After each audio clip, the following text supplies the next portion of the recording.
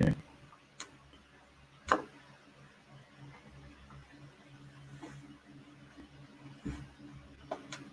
So, hello everybody, and welcome back. And I hope that everyone had the opportunity to have a look at the exhibition stands that we've had running, and also to maybe do a bit of networking and to meet and to connect with a few of the other delegates on the site. So I hope you all enjoyed that short break.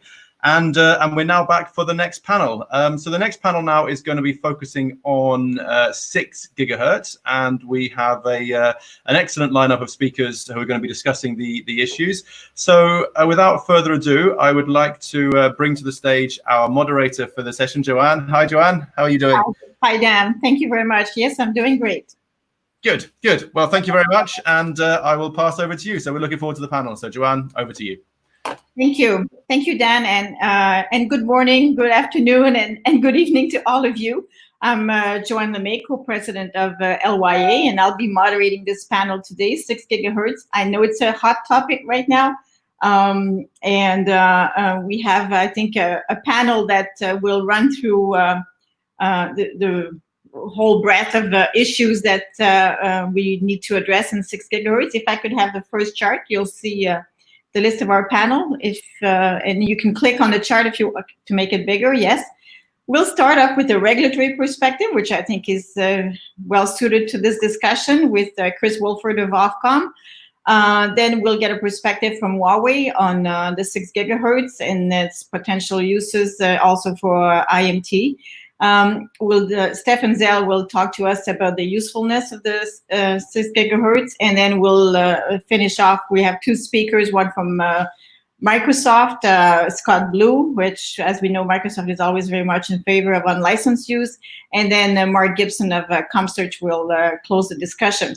After that, there's a 45 minutes where everyone will have obviously quite enough, I hope, enough time to actually discuss and ask your questions and interact with other members or other participants in the conference. So just to get started, I have a few charts for those of you who may not be overly familiar with the 6 gigahertz band. It's very prominent right now in the discussions on spectrum. The FCC recently, or in April, actually, issued its decision that they would make this band 1.2 gigahertz of, we call now the 6 gigahertz mid-band. We didn't used to, but we do now.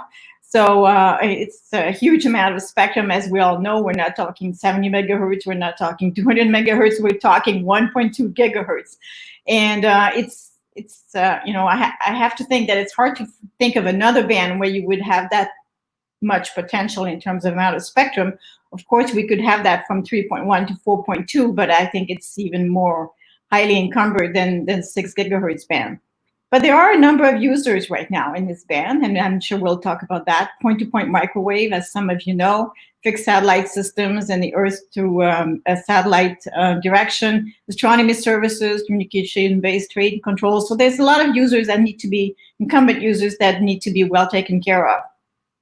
And obviously, on the other side, there are the mobile network operators, which have a rapidly expanding need for 5G spectrum, and for whom their need is only getting stronger as the time goes by. So what you can see right now is there's a perspective that even with the award of spectrum, the 5G pioneer band of 3.4 to 3.8, in 5-6 years from now, there will not be enough spectrum that could be allocated to each MNO to deploy 5G, hence the focus on maybe looking at some of that 6 gigahertz spectrum.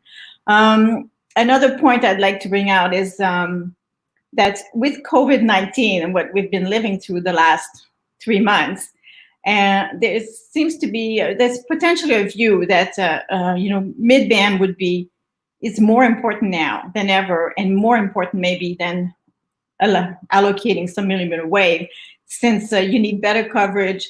You don't have the need to have, you may have less usage in high density urban areas, and more density or more usage in suburban areas, which means that mid-band, in 6 gigahertz would be considered that is maybe more critical.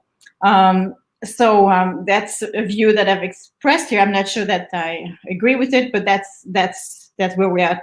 Something that I think should be discussed. So on the next page, since I just wanted to move on to the first speaker. There's a ban plan here, where you see the whole ban plan as per the FCC decision. And thank you. And then at the bottom, you have the Europe proposal to use 500 megahertz and the discussions on maybe using 700 megahertz in region 1 on the upper part of the band for IMT. I also note in there that there will be devices like Wi-Fi 6 devices to be available by year-end 2020, which puts a little bit of pressure that this band is usable in the short term. So if we go on to the next slide, I think for regulators and other stakeholders, the questions are how to balance the needs of MNOs, incumbent users, and new users that will be looking to flock to that band, because I'm quite sure there will be quite a lot. And, I've just put a vertical industry segments, car transport companies, health providers, anything you can think of. And should the regulators consider that more spectrum should be available to more than MNOs and unleash a large swath of private frequencies for innovators?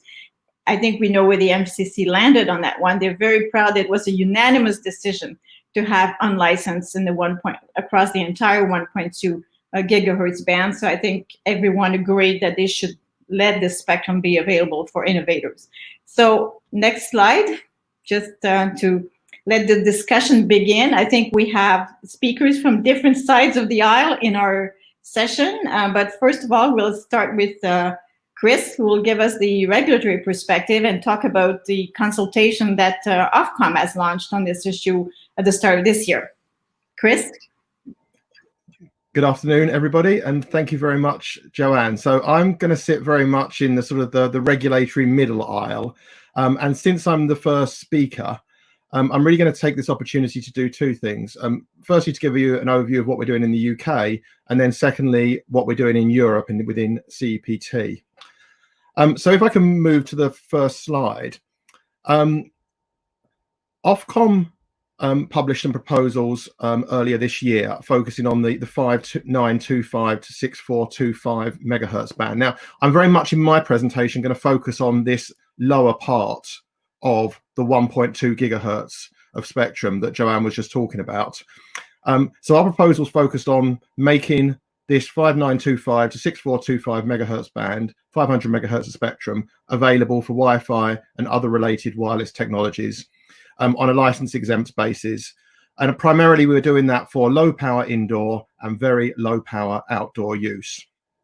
And in that proposal, in that consultation, we explained that our sharing studies had indicated that we believed it was feasible for 250 milliwatt indoor or 24 milliwatt outdoor devices to work within that band. Now, that's very much a proposal for the UK as an Ofcom consultation. But in the consultation document, we did very much emphasize the importance of harmonization here. I mean, Wi-Fi is one of those devices where there are clear benefits from having a global ecosystem and global harmonization. So we said very clearly that we would intend to engage in those international discussions. And one other thing that we said in that consultation document, which I just wanted to highlight, was that we saw benefits in promoting a clear, coherent, and simple regulatory regime. We wanted something that was straightforward and clear as far as is possible. So that's what we've done thus far in the UK. If I now turn to where we are in CPT on the next slide, if that's okay, there's also been a huge amount of work in CPT. And again, this is very much looking at this same band that we were looking at in the UK, the lower part of this 6 gigahertz band. And again, this is looking at very low power and low power indoor devices. So same sorts of things we're looking at in the UK. And we've had extensive discussions within CPT over the last 6-9 months or so, both within the working group frequency management and within working group spectrum engineering. Lots of interest in this issue. Indeed, some of those working groups have seen more participants by a long way than we normally would. I have to say at this point that those discussions are still ongoing, and actually the timing of this conference isn't absolutely perfect, because I'm hoping that we will be able to agree these proposals, at least to put out for public consultation at the ECC meeting, which is actually meeting next week. So we'll be discussing these proposals then. I mean, one thing that does seem fairly clear, I think, is that we have a clear proposal to start the band plan at 5945 megahertz. So I think that's okay. What's a bit less clear is around the outer band emissions. And that's a discussion point that's going to need to continue into next week. And there are two areas of particular controversy. The firstly is around the protection of CBTC, that's communication-based train control. And that's train systems that operate in a couple of European countries below 5935 megahertz. And there is concern that Wi-Fi could cause interference, and RLANs could cause interference into those train systems in those countries, those couple of countries that operate them. And then secondly, there's the protection of fixed links. Now, this is much more generic in terms of the fixed links operating across the band generally. And also, I think most countries in Europe have fixed links in the band.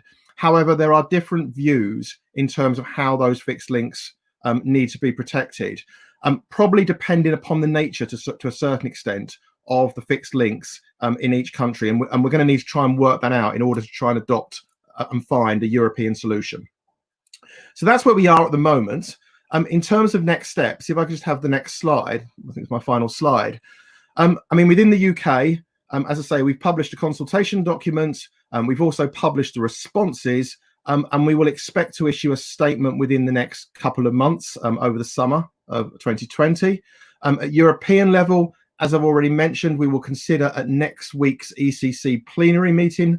I'm hoping that following that, we will have a decision ready for consultation and a report ready for consultation on our proposals. If so, we would then adopt that at the November meeting, hopefully later this year. And then we would also respond to the European Commission. This work is actually being done under what's called an EU mandate. So we respond to the European Commission, and then we'd expect to see the discussion transfer across to the Radio Spectrum Committee and the possibility of an eventual EC decision in relation to this. So that's where we are in relation to those issues. And that's been very much the focus of attention, both in the UK and Europe. If I still have 30 seconds or 1 minute, I was just going to touch on the other part of the band as well. And this is 6425 to 7125 megahertz. And this is also of increasing interest, not noting the developments in the US that Joanne's just outlined. As I say, I think the thinking in Europe is at a much earlier stage in relation to this band. Indeed, we haven't really started any sort of concrete initiatives in relation to this. Having said this, we are very aware, obviously, that the band is on the agenda for Region 1, for part of it for Region 1, part of it globally, in relation to WRC 23. And therefore, what we're going to do is we're kicking off discussions on this band in the CPG, something called the CPG, which does the European preparations for the WRC. And that will start to really look at this particular issue and start to sort of undertake some work at European level in relation to this band. And that will be the sort of the catalyst, I hope, in terms of thinking about how we can move forward in Europe on that band. I will stop there. I'm happy to go into any of these points in the discussion that may follow. Thank you very much. Thank you, Chris. That's quite good. I think it sets the stage really well. And if I can summarize, I think, certainly the 500 megahertz lower band or most of it seems to be well on its way for unlicensed. When it comes to the upper 700, maybe that will wait for 2023, depending on how things evolve. So next, let's please hear from Reza Karimi of Huawei. Reza. Hi, everyone. Pleasure to be here. Yes, thank you. My name is Reza Karimi, and title of my presentation is IMT and the 6 gigahertz opportunity. And by 6 gigahertz, I mean 6425 to 7125. So if we go to the next slide, please. Let's start with this first one, which shows how 5G addresses different scenarios. And you can see on the right-hand side, we have low bands for wide area coverage. And then we have in blue the mid bands, and then in red the high bands. The high bands are really suitable for hotspots, for meeting area traffic capacity requirements of IMT 2020. And the mid bands, which is the subject of this talk, is really for citywide, urban, suburban, high capacity coverage to meet the IMT 2020 data requirements. And it's important that we note that mid bands and high bands are complementary. They're not substitutes. They address different scenarios and they exploit different IMT capabilities. And therefore, mid bands and high bands spectrum needs should be assessed separately. We think this is an important element. Thank you. Next slide, please. So in the context of the mid-band, it's important to assess the needs of the city of the future in the 2025-2030 timeframe. And here we see some of the use cases which we think are relevant for mid-bands in this context, and we'll look at some of them in the following slides. And one thing to note again is that the spectrum needs of a mobile communication network is the sum of the spectrum needs of each individual use case. So at any place and at any given time. So that's something that needs to be accounted for. So next slide, please.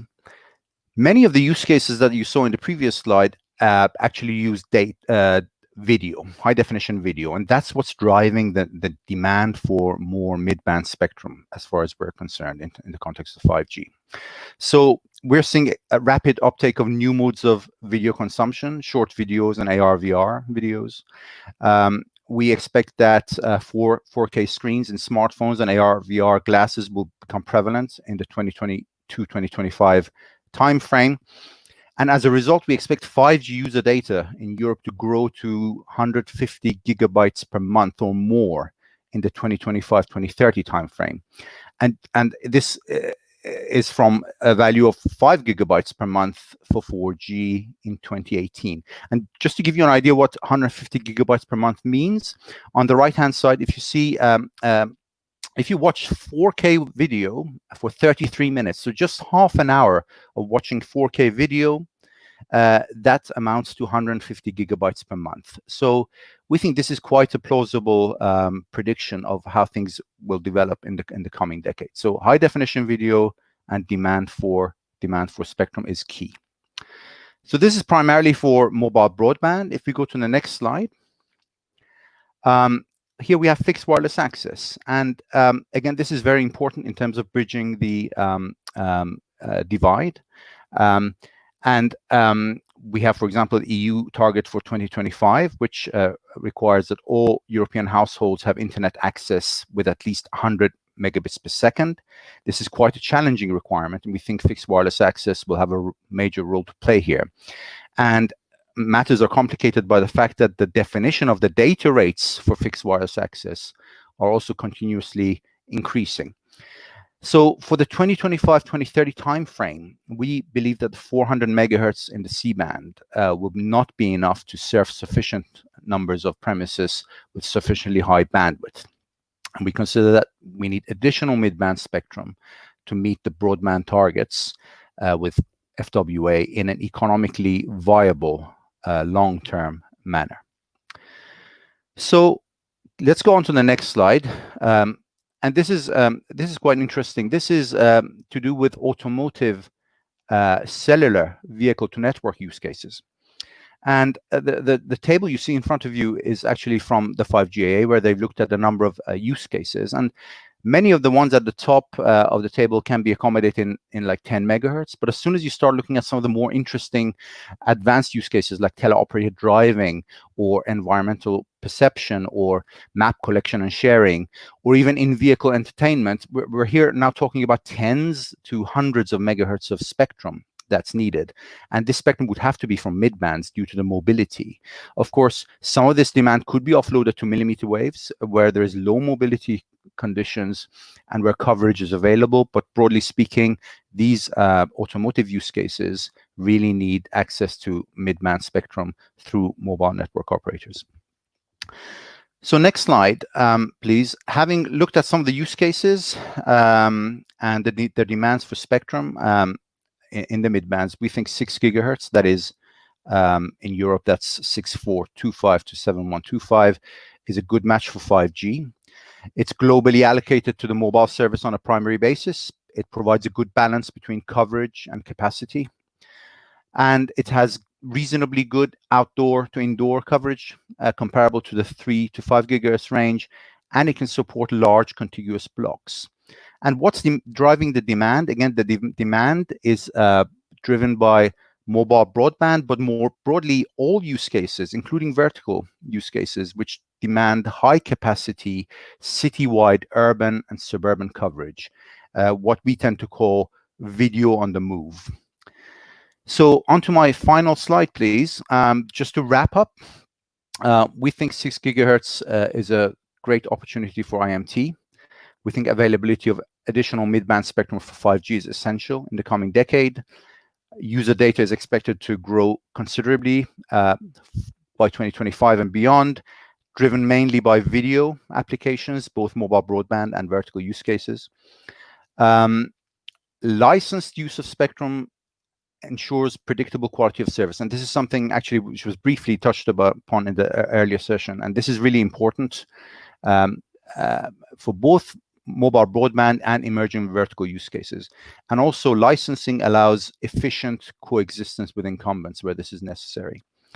And of course, spectrum needs to be assigned with affordable fees in order to allow economically sustainable network deployments. Harmonization of spectrum is, again, key for economies of scale, and we consider that WRC23 is an important opportunity for identification of the 6425 to 7125 megahertz band for IMT. And with that, I thank you very much for your attention. Thank you, Reza. I think that's quite a compelling presentation on the use of 6 gigahertz. I look forward maybe to discussing later on some of the things you said, the similar coverage characteristics for 6 gigahertz versus 3.5. I think that can be interesting, especially considering video on the move applications. So let's move on to our third speaker, Stefan of Coleago, who will talk to us about his study. Hello. Yes, so you just heard the presentation from Reza about IMT demand for the 6 gigahertz band. Basically, we were asking ourselves, is that spectrum or is more spectrum actually required for IMT? So we were seeking to answer this question with a relatively simple modeling exercise. First slide, please. So rather than going down the usual route by making a traffic forecast for the various users in terms of gigabytes per month, what we actually set is, okay, what's the starting point?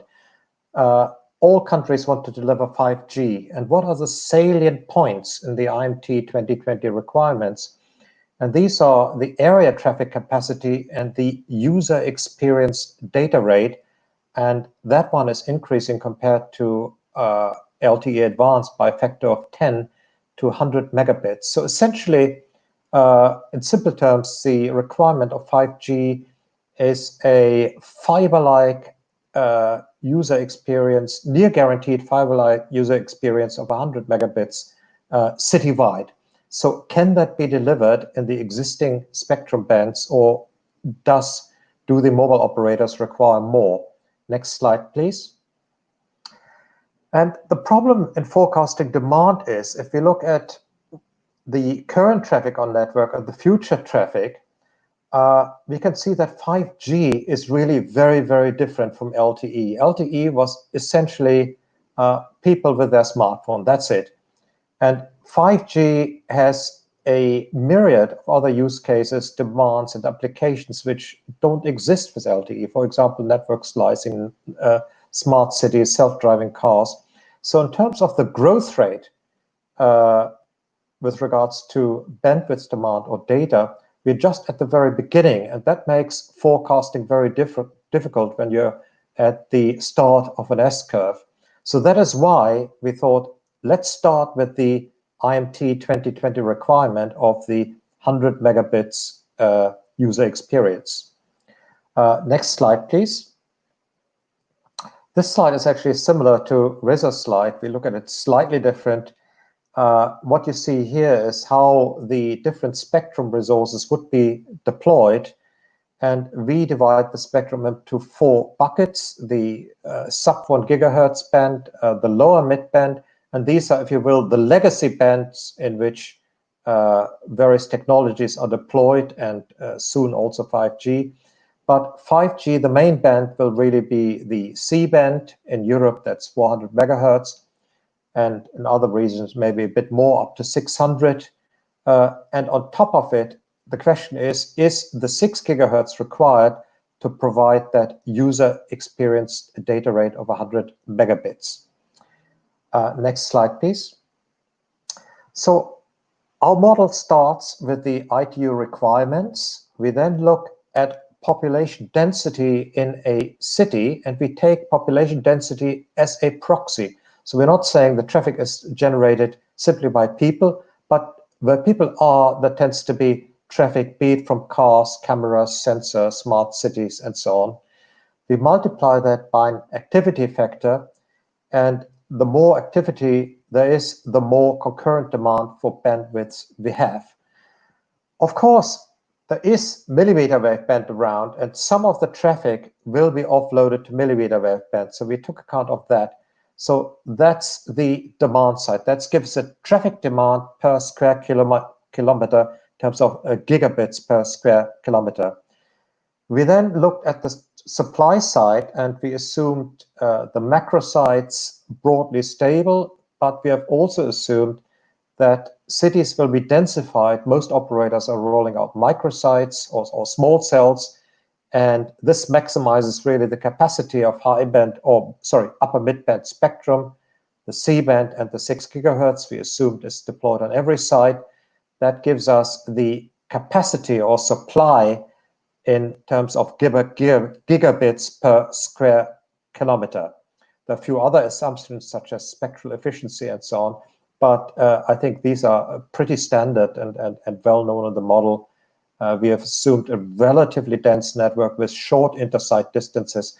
So this is really very much a model that operators strive to put in quite a lot of infrastructure and then deploy the available spectrum on this. So next slide, please.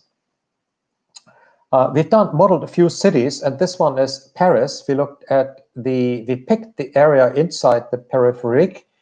The population density is round about the 20,000 per square kilometers. And again, just a reminder, population is just a proxy for everything else.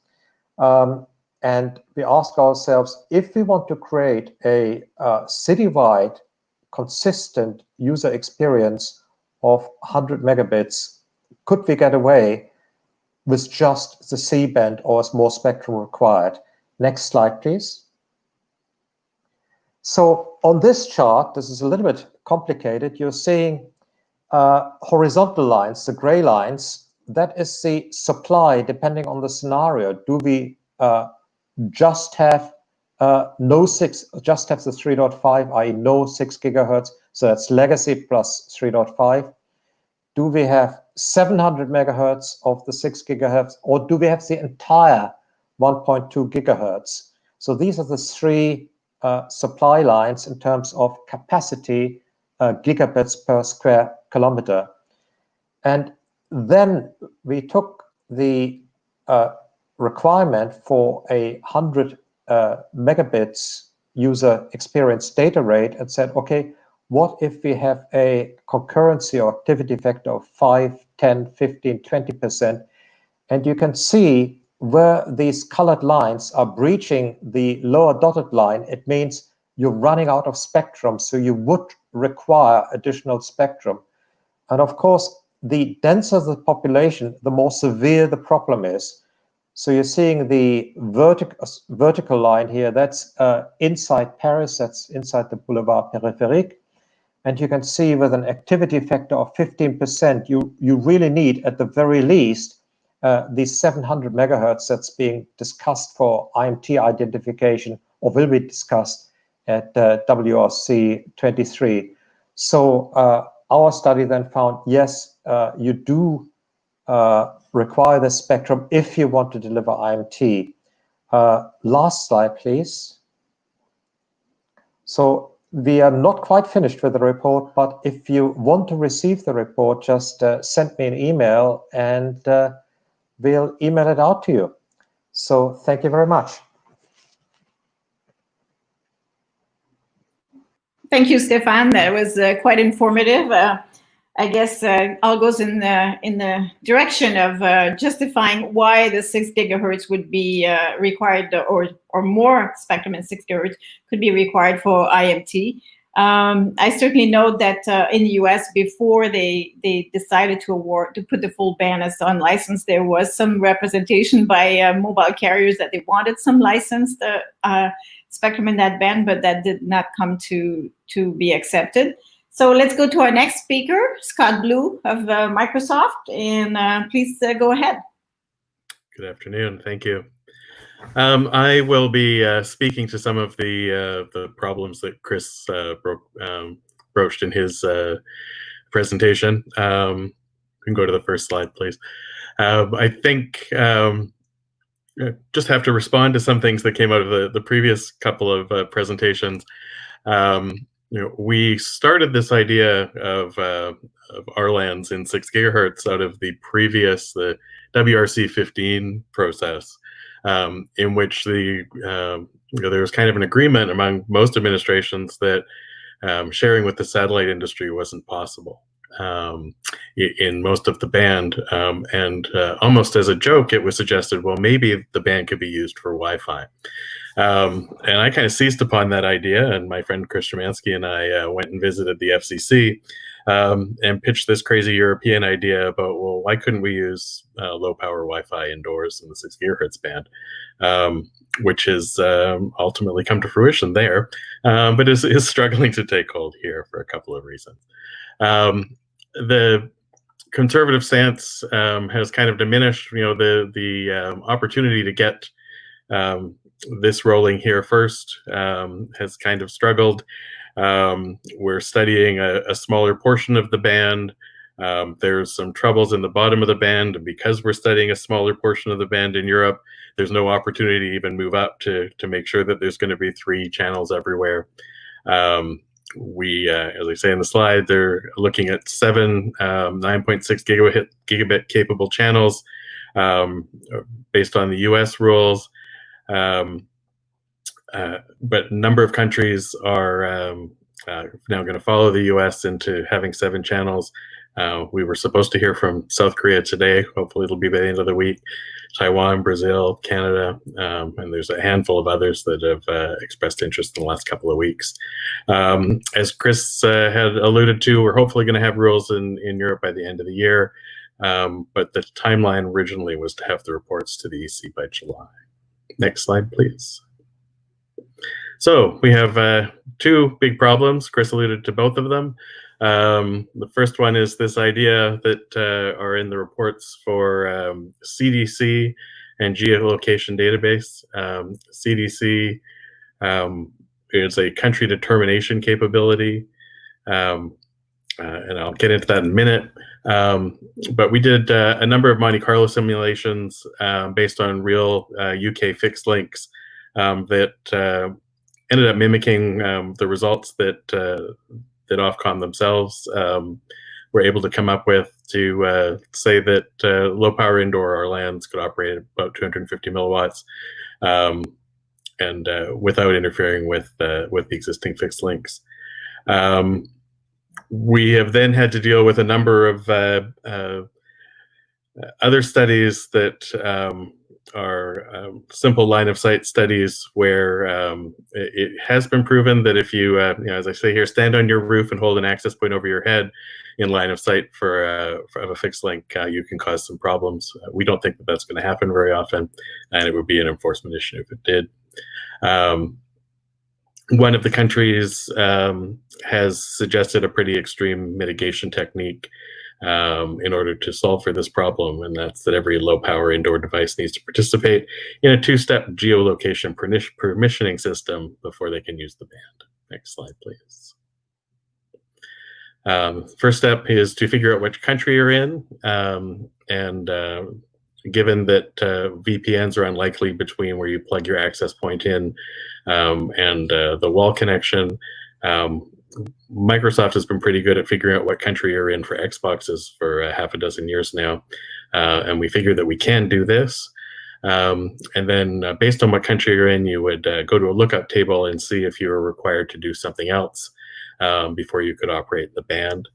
And it has been suggested, in France anyway, that the government would host a geolocation database to be told, so it could tell the device what channel it could use. From a Microsoft perspective, in an Xbox, for example, we have both an access point and a client in the box. We think about future peripherals that could be on an Xbox that would include VR headsets and those kind of things connected to the box. It's hard to imagine how that would be able to figure out by, with a meter or so accuracy where the device is located.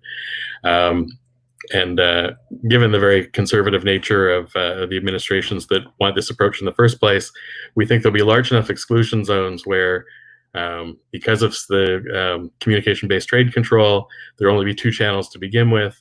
And the opportunity to have both of those channels have a problem is pretty high. And so therefore, there will be places where the devices won't work at all, which from a consumer electronics perspective, we simply can't sell things that aren't going to work when people take them home. Next slide, please. And the second problem is this CBTC system, which industry has been grappling with how to solve the problem since it first came up. These systems operate in the lower adjacent band to the 6 gigahertz RLAN. The very end of the first technical report in the process, the Urban Rail community submitted a list of protection criteria that they needed, and that got included into this report 302. And really nobody took it too seriously because we realized that a very similar system was operating in the London Underground system in the 2.4 band where they have access points on the platforms running co-channel with the actual system. So how could the out-of-band emissions from Wi-Fi to this other system in its private spectrum be too much of a problem? But after some back and forth, we realized in order to get 3 160 megahertz Wi-Fi channels, we could do that and accommodated the CBTC systems by providing a guard band and starting at 6425. But that was not enough, and the stringent out-of-band requirements will in fact require a 90 megahertz guard band in order to potentially save these systems from interference. Next slide, please.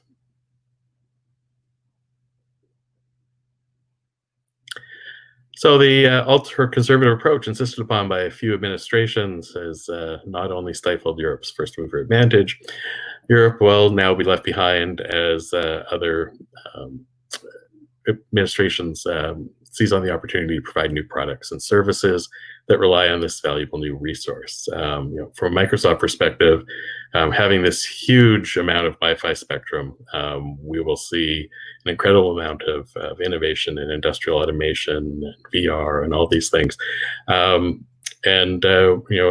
fact that Korea moved in a matter of months to open up the spectrum so that they could be part of that is showing that other places are looking at this as a gold rush. And we hope we can get things back on track in Europe so that we can participate over here too. Thank you. Well, thank you, Scott. I know it's still morning for me, so I kind of feel like I've had a cold shower now with respect to the 6 gigahertz band in Europe. So I look forward to discussing that with the panelists after, and also the 90 megahertz guard band issue that you mentioned at the end. So if we could go please to our last speaker, which is Mark Gibson with ComSearch. And please, you have the floor. All right, well, good morning or good afternoon or good evening, everybody. It's a pleasure to be with you today. I'm going to talk to you about the United States perspective on this, where we've got it in the midst of being rolled out.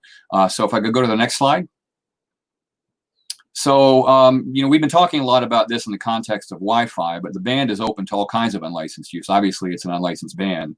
I cribbed this bit of information from the Wi-Fi Alliance, and, you know, this is what the big deal is with the spectrum. Primarily, it's 1200 megahertz contiguous, whereas the 575 megahertz in the lower 5 gig band is not necessarily contiguous. So that allows for wider channels, at least in the Wi-Fi realm, up to actually 320 megahertz wide channels, which is awesome, and less interference, just because there's not a lot of stuff up there other than the incumbents. So the benefits are, you know, high speeds, low latency, and high capacity. So next slide, please.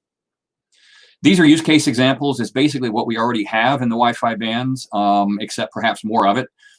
For example, the fixed wireless access. I'm speaking to you today from a wireless internet service provider link at this 5.9 gig spectrum. And so we expect to see a lot more of that. But like I said, the use case examples will be similar to what you've already heard, and a lot more. Also, when you consider the whole notion of NRU, 3GPP applications, and just the entire availability of 1200 megahertz of spectrum. So next slide, please. So this is the way it's being carved up in the United States. You can see the band plan is pretty consistent with international allocations. The uni designations are again consistent, 5, 6, 7, and 8. This is to show you sort of the melange of incumbents that are in the band in the United States. The primary incumbent in the United States is the fixed wireless service. But there are also other services, which is broadcast auxiliary and local television transmission service. And so the challenge is, how do we develop a regime to share with those? There's some information in there that shows the number of links or frequencies that are licensed with each of the microwave systems across the band. If you add it all up, it's over 70 or 50,000 microwave links and over 100,000 frequencies that are being used across the band. So, you know, the challenge is, how do we share with that? And we'll talk about that in a moment. Next slide, please. So very a basic summary of the rulemaking in the United States. As I said a moment ago, and a couple of others have said it, all 1200 megahertz is going to unlicensed. It's going to be separated really into two categories: low power indoor, or actually low power, which will operate without the automatic frequency coordinating system, and I'll talk about that in a moment. And then the standard power, which is higher power access points that can operate both outdoors and indoors, but they must use the AFC. Right now, no mobility is permitted. However, I'll talk about in a moment, that's being considered in the further notice. However, you can use it in an aircraft above 10,000 feet. So I'm certainly hopeful that 6 gigahertz Wi-Fi will improve my Wi-Fi experience on board aircraft, which is actually pretty poor of late. You can't operate it in drones at all, at least for now. The order suggests the formation of something called a multi-stakeholder group to study these issues, primarily the AFC requirements and the interference detection and reporting and remediation. And a lot of this is built on what they did with TV whitespace and the CBRS with the SAS. In the further notice, the comments of which are due just in a few days, they're asking about increasing the power for very low power devices, and actually allowing them to operate outdoors using contention-based protocols to protect the incumbents. These may be listen before talk or CACBC type of protocols, and also increasing the power to 2 watts, which right now they're at 1 watt. They also allow asking whether they can move around and be mobile or operate at higher power. And those comments are due on the 29th of this month with replies on the 27th of July. Next slide, please. The other thing is the power. This is consistent across the entire unlicensed bands. Maximum high power for the standard power is 4 watts with the automatic frequency coordinating system. The low power indoor is maximum 1 watt or 30 dBm per 320 megahertz. And the client device would typically be 6 dB below the access point. One interesting wrinkle that they put in place was for a standard power operation outdoor, anything above a 30-degree elevation angle above the horizon has to mitigate or lower the power to 21 dBm, and this is to avoid potential for interference into satellites. There was concern at the upper end of the band. Actually, this band I didn't show is the uplink band for satellites, and so any interference into satellites would be into the satellites themselves. So that limitation is to mitigate interference into satellites. Next slide, please. So this is all going to be controlled, at least from the standard power access points, by an automatic frequency coordination system similar to the SAS. Right now, I think the United States is the only country thinking about this, but I think putting this in place, but others are thinking about it. To the extent anybody's familiar with the SAS, this is almost exactly like that, with one major exception, and that is the SAS or the AFCs don't talk to each other. So each AFC is autonomous, and there could be many flavors of AFC considering the flexibility that the commission put in the rules. Right now, the database we're supposed to use is the FCC's Universal Licensing System and Equipment Authorization System. That's the database of incumbents. Read-only, so we only get data out of that and we work on it. There's no, as I said before, communication among AFCs, so each AFC is autonomous. Devices register, they check on the AFC daily to get the list of available frequencies. AFC returns that, possibly maximum powers, that's still to be determined. Device controllers, and that's sort of an interesting concept. They can actually act as a proxy for devices. I'm not sure how much that's going to be used. And then finally, and I think you saw this in Scott's presentation regarding location uncertainty, about how we deal with that in this. There will be a location uncertainty. They call it a oblate spheroid around each of these devices, considering the X, Y, and Z uncertainty location. And so that will be, the device can be located anywhere within there. And the Commission described rules on how to deal with that. Next slide, please. So the best case time to market is we're expecting the low power indoor devices to actually be starting to be deployed by later this year. The multi-stakeholder group process will get stood up in a few weeks, probably a month, and the AFCs should come online, we think, toward the latter half of 2022. And these are being rolled out in the holiday cycles, and so we think that by the second holiday cycle, the introduction of this in 2022, we could see possibly the standard power access points. And so I'm just concentrating on the U.S. market right now. The international market will be, as you see up there, you heard from Chris, there will be there's a consultation going on with Ofcom and a lot of other activity going on in the band. But suffice it to say that by the end of this year, there will be a lot of activity in the band. So that's it. Thank you very much. Thank you very much, Mark. That was quite good. I guess a good survey of what's happening in the US and what the FCC is looking at, as well as the AFC. So I guess now we will be having a discussion with all our panelists as much as we can. I think we can get everybody on the screen. Thank you. All right. So maybe if I want to get started with a question, and maybe we discuss, regarding Europe, we kind of had a view that was a little bit pessimistic from Scott. And could I get some sound bites or some feedback to that from, for example, Chris, from the perspective of Ofcom? What do you think is the future of 6 gigahertz in light of all these constraints from some of the member states and among the European Union? Yeah, thanks very much, Joanne. So, I mean, Scott is right. I mean, there has been a lot of contentious debate on this issue across Europe. And as Scott mentioned, we did have to delay from the last meeting. So by about 3 or 4 months, we were hoping that we would get something out following the March ECC. We're now looking at next week's ECC. So there's been a few months there. But I am hopeful that we will get something out following next week's meeting. Certainly that's the plan. And I think that's this is one of the priority topics for the ECC. Certainly from Ofcom's perspective, from a UK hat, we're very keen to push ahead. As I say, we'll be putting out a statement within the next couple of months in relation to this band. I think one of the things that we are sort of grappling with in Europe is, what is the level of protection that's required? And certainly from a UK hat, one of the things we try to do is try and keep it relatively simple as much as anything. That's why we've gone for 250 milliwatts indoor, 25 milliwatts outdoor. We think we can do that without sort of complex mitigation techniques. And I think if you try and sort of overcomplicate this, then there's a risk that it might delay it further. But what I hope is that actually with something that that works, that isn't too complicated, we can hopefully get that through, and that will be agreed also through European level. But we'll see how that goes over the course of next week. Okay. Anyone else care to comment on this point, or? I guess not. So Chris, are you planning to? No AFC is being planned as part of. If I understand you correctly, you're not planning to deploy any kind of AFC capabilities. Well, certainly from a UK perspective, we don't think it's necessary in the UK. I think it depends from country to country at the moment within CEPT, and it depends on the sort of the nature of the fixed links that operate in those countries. And there's some debate at the moment within CEPT as to whether we have stage 1 countries without any sort of AFC type model, and then stage 2 countries that might have some sort of database recognition. That's one possible outcome, but obviously that leads to a slightly more fragmented approach. So I think, I mean, it does come back to some of the assumptions you make about, you know, what you're trying to protect, etc., etc. But this is going to be one of the key topics for discussion at next week's ECC meeting. All right. Okay.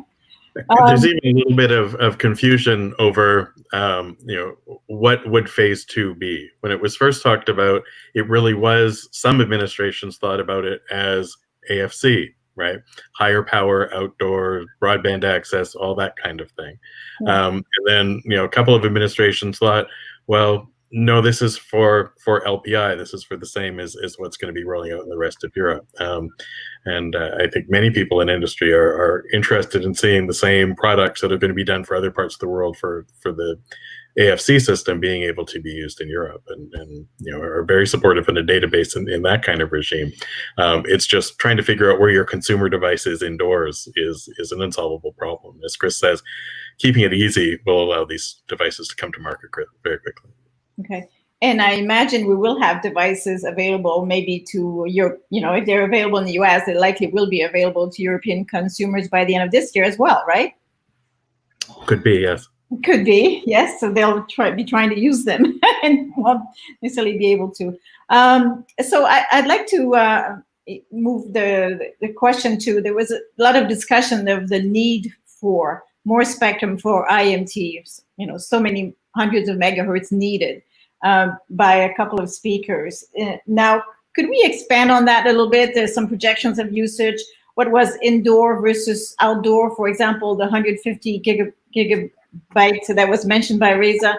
Was that mostly outdoor, indoor? Can you expand out how you see this with you know, augmented reality and video? You know, could you provide some insight into how you got to that number? Sure. So maybe one thing I didn't actually mention, which is in the slides, but I didn't actually say it out loud, was that you know, the 150 gigabytes per month is if you like, a reference point. It's a prediction. Of course, predictions are not always precise and accurate.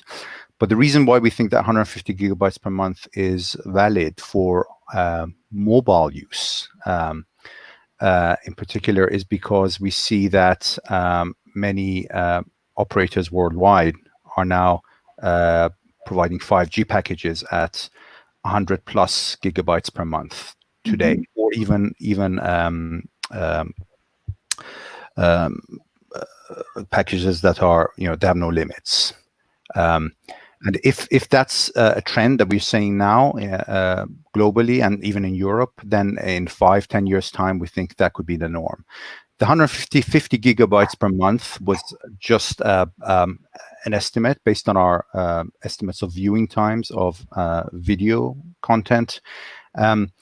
And as I said, if you watch a 4K video for half an hour a day, which is not a lot of time, even for someone like myself, I'm not very tech, you know, I'm not into gadgets and stuff, but I can easily see myself watching video content half an hour a day, and that gives us, you know, leads us to 150 gigabytes. So yes, it could, you know, that's not a lot of time, half an hour, and that half an hour for us is use outdoor where people are moving around.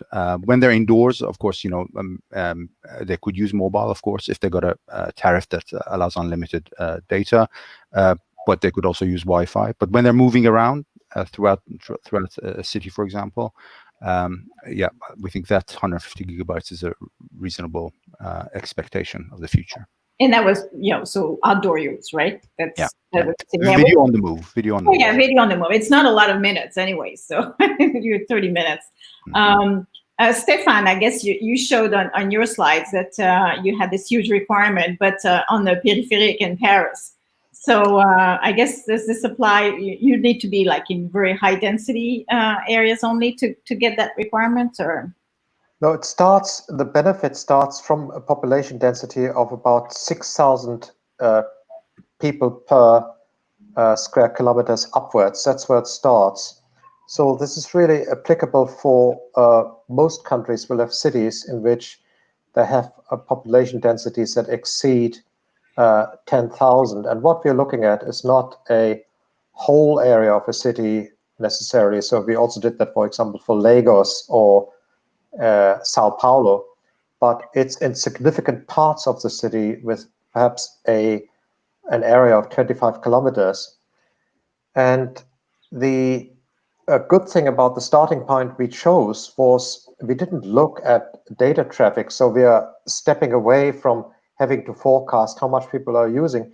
We simply started by the IMT 2020 requirements, because this is, after all, what everybody signed up to. That's the ITU requirements. So how can we deliver that?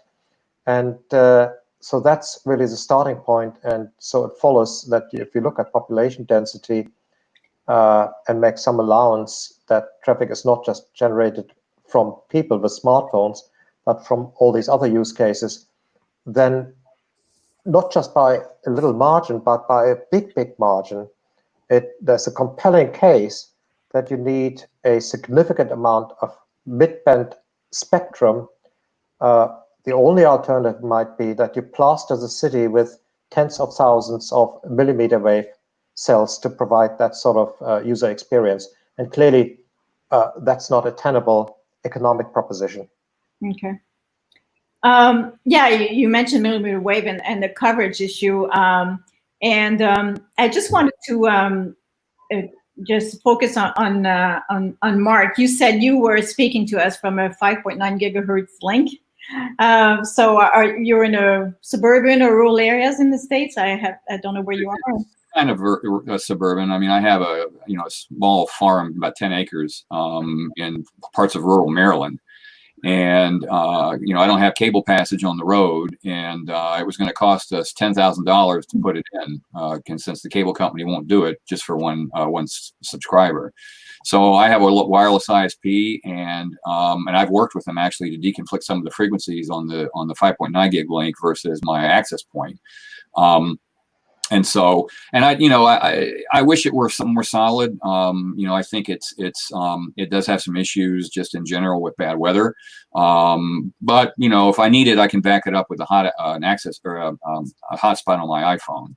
But for the most part, it works fine. And the thing about going up into the 6 gig band, it's a band that's used for point-to-point microwave, so the availability of equipment should be pretty easy. And one of the things I didn't mention is the commission is open. One of the questions the commission's asking in the further notice is allowing the use of higher gain antennas for these types of links. Mm-hmm.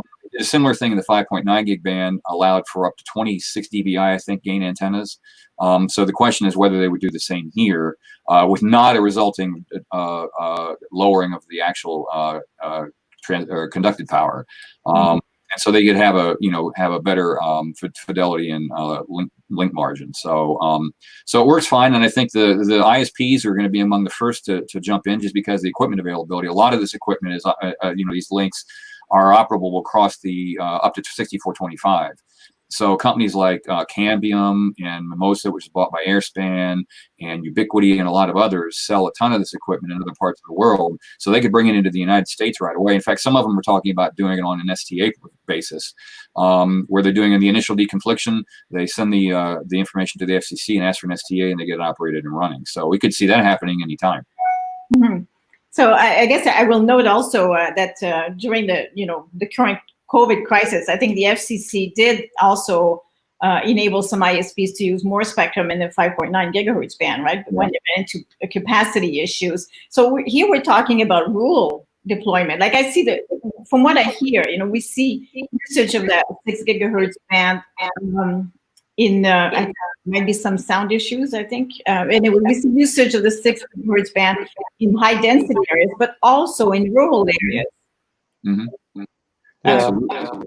Some of the studies that we did for the record showed that there's a high density of microwave in urban areas, but in rural areas, there's not, as you can imagine. I mean, 6 gigahertz is a long-haul band, so you'll see these isolated microwave links going across the country. And it's interesting to look at a map of that stuff. In fact, interesting as an aside, with the advent of high-frequency stock trading, there's a triangle of links that go between Washington, D.C., New York, and Chicago. and it's just basically an isosceles triangle that runs through them, and that they're using a ton of microwave for that. But that's an aside. So there is a plethora of use for this spectrum in rural areas, and like I said, it's unlicensed spectrum. So the NRU aspect of this might mitigate the question that people are asking about IMT. There was a lot of hue and cry about the use of NRU in the 5.9 gig band.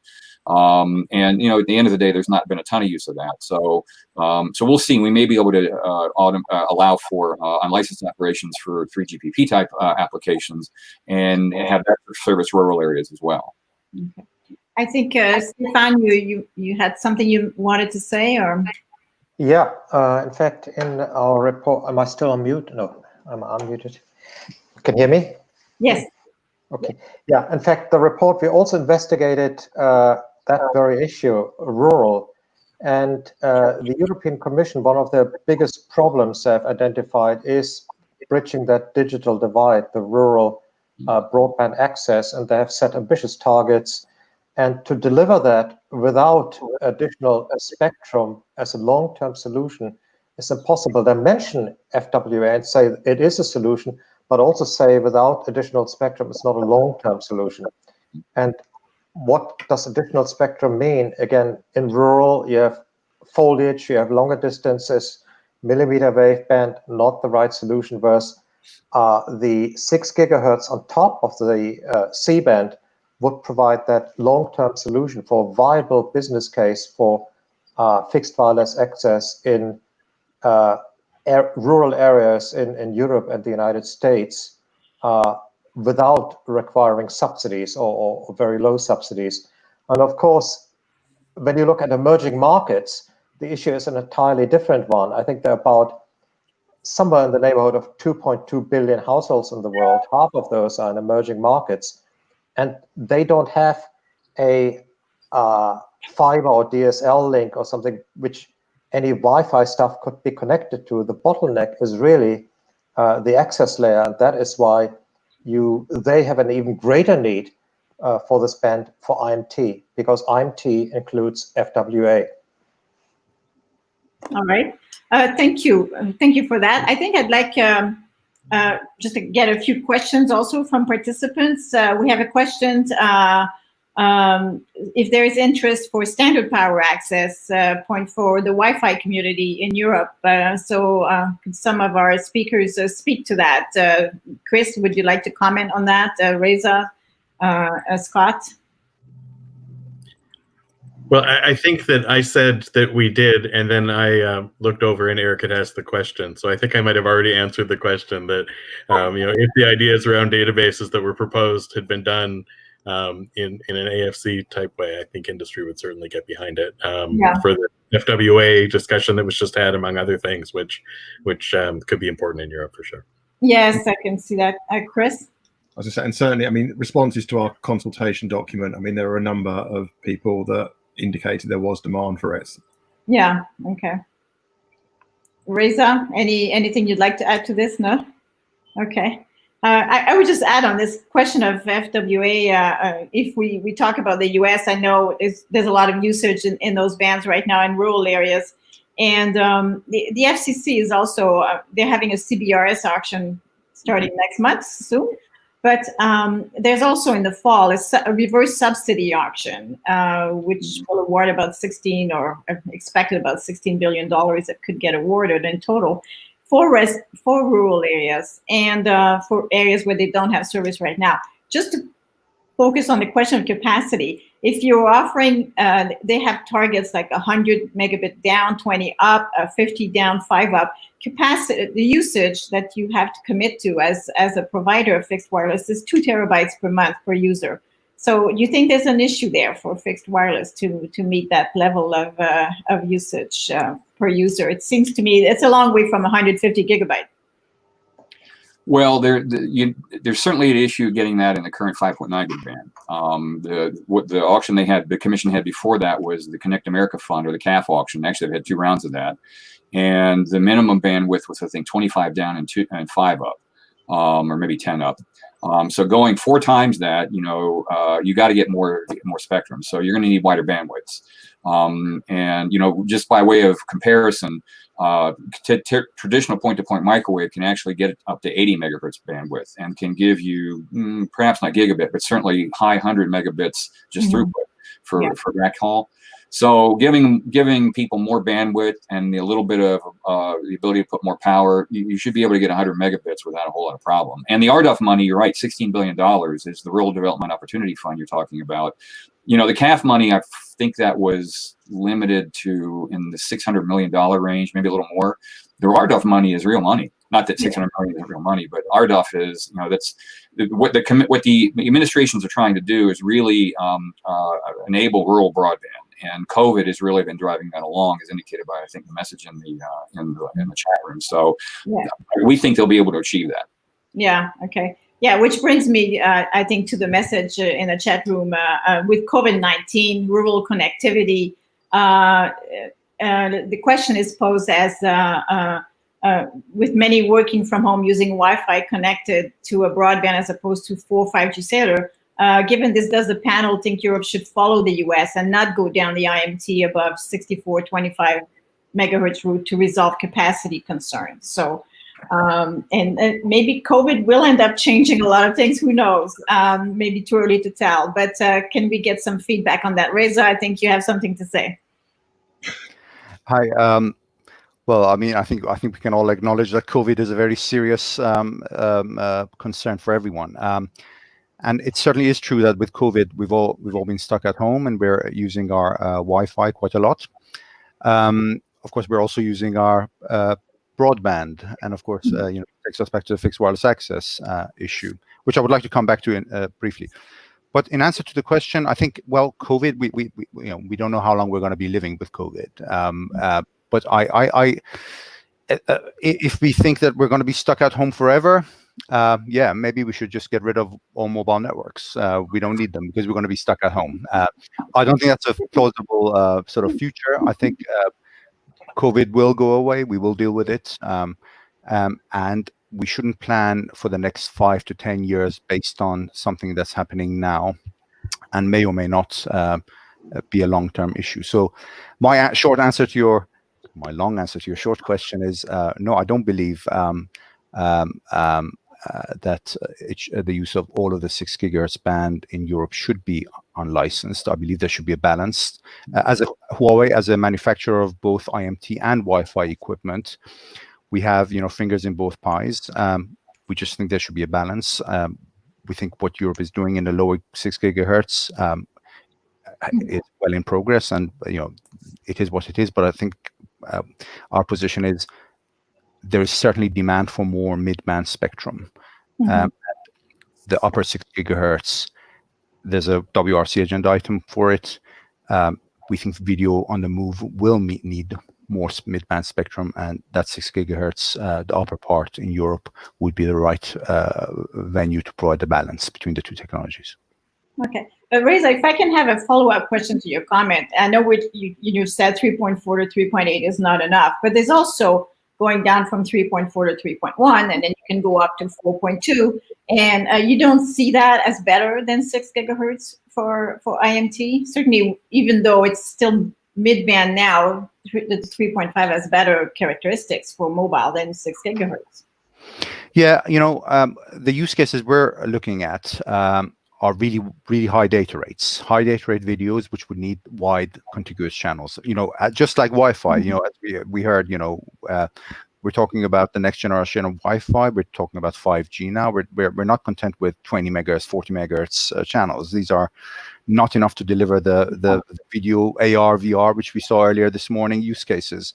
And these are not just mobile broadband. These are not just for the consumer. Although the consumers will be in our view, consuming more and more high-definition mobile when they're outside, when they're in their vehicles, public transport, etc. COVID-19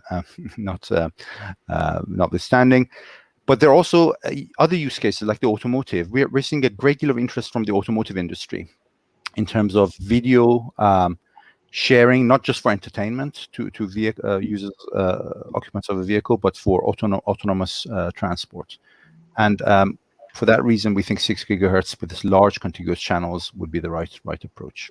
And sorry, if I may, with advanced active antenna systems in base stations, any degradation in range or link budget can be compensated for. So in that sense, we don't think there's a big issue of link budget going to 6 gigahertz compared to 3 to 5 gigahertz. Okay. Thank you. I think we had we're drawing to a close, I think, but I think Chris and Stefan both had something they would like to comment on. Stefan, can you go ahead? Yeah, just with regards to that question of the rural user who is now working from home, do they need more Wi-Fi? The point about the rural user, giving him more Wi-Fi doesn't address the bottleneck. The bottleneck is in the access. So piling more Wi-Fi onto a DSL connection miles away from the nearest exchange doesn't do anything for that user. Whereas deploying a good fixed wireless access network in the area would do a lot for all of the users, and almost as a byproduct also improve the mobile coverage in that area. Okay. If I can just get back to that quickly, I don't know that the user was a rural user, and in the getting out to the rural users and the semi-suburban and suburban users, there's really a dearth of fiber. There's a lack of fiber for that last link from the end to get to the rural users, and there's a lack of fiber to support those DSL networks or last mile networks for those users. And what we think is that we need to enable people to have these high-speed fixed connections in these further out places that need Wi-Fi on the end, so that the fiber is out there so we can have 5G type speeds on the mobile networks. It's not one or the other. And and both are important. And in this balance thing, we look at wireless access to equipment is still about 70% Wi-Fi, something less, 13 to 19% cellular. There certainly isn't that kind of balance to the unlicensed to licensed spectrum. Okay. Yes, I think the point on having the capacity reach the users before Wi-Fi is very good. Chris, you wanted to add something, or? Well, I was just going to say that I think this is one of the key questions facing European regulators at the moment in terms of what to do with this upper part of the 6 gigahertz band. I mean, if you like, we're sort of still caught in the middle. I mean, China's going in one direction with IMT. The US is going in the other direction with a couple of others with unlicensed. I think within Europe, it's a key issue for us. What do we do now? I mean, within Europe, we weren't supporting this band initially for consideration for IMT going into WRC 19. And I think that was partly because of just a degree of skepticism about how useful it might be. There's a lot in that upper 6 gigahertz band, and whether that's going to work with IMT or not, I think is a very open question. I think the other point I'd like to make is that, what did come out from WRC 19 is a load of spectrum that's been made available for IMT. I'm hoping that within the next few months or whatever, we'll be looking to make another 500 megahertz of spectrum available for Wi-Fi. So there's a lot of new spectrum coming on stream. Yeah. And I think within Europe, we're going to have to sort of weigh that up and try and work out what we do in terms of taking that forward, that upper part of the 6 gigahertz band, particularly thinking about WRC 23 coming up. Okay. All right. I just want to note, I guess, we talked a little bit about the reverse subsidy auction of the FCC.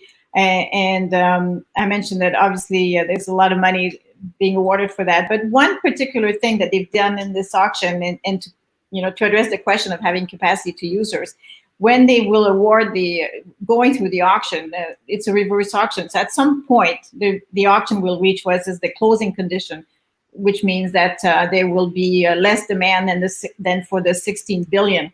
And in each area where they award spectrum at that not award spectrum, but award subsidy at that level, the FCC automatically, the award would go after closing conditions are met to the highest speeds. So if you have, wireless at 50 or 5 or wireless at 100 or 20 versus a fiber at 1 gig, the money will go to the, if they're still competing for a subsidy, the money will go to the fastest service.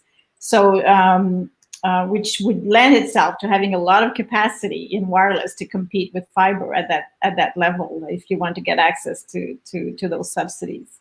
Just maybe, I know we have like a minute or two left, so time up, please. I guess if we can move to conclusions. I think that I was overtaken. I think the 6 gigahertz band is certainly, a lot of spectrum. 500 is a lot of spectrum already for unlicensed, more than was there before. So I think that's definitely a positive in Europe. Hopefully you'll get a solution that can accommodate a lot of users for the remainder of 700. And hopefully you won't have maybe to wait until 2023, or maybe you will have to wait till 2023 to get a final decision on that. I hope not. So is that anybody else would like to have a closing comment quickly, like a couple of words? If I can do a roundtable, Chris, anything you'd like to add to this? I think my only final remark would just be to reiterate, from a UK perspective, we'd like to keep it simple in relation to making spectrum available for Wi-Fi. Okay, Stefan? Yeah, I think there's the case for the entire band 1.2 gigahertz for IMT is in emerging markets, in markets with a well-developed fixed infrastructure. It's perhaps just the upper 700 megahertz that is appropriate to assign for IMT. Okay. Reza? Yeah, 6 gigahertz demand for video on the move and IMT, 5G and 5G and its developments.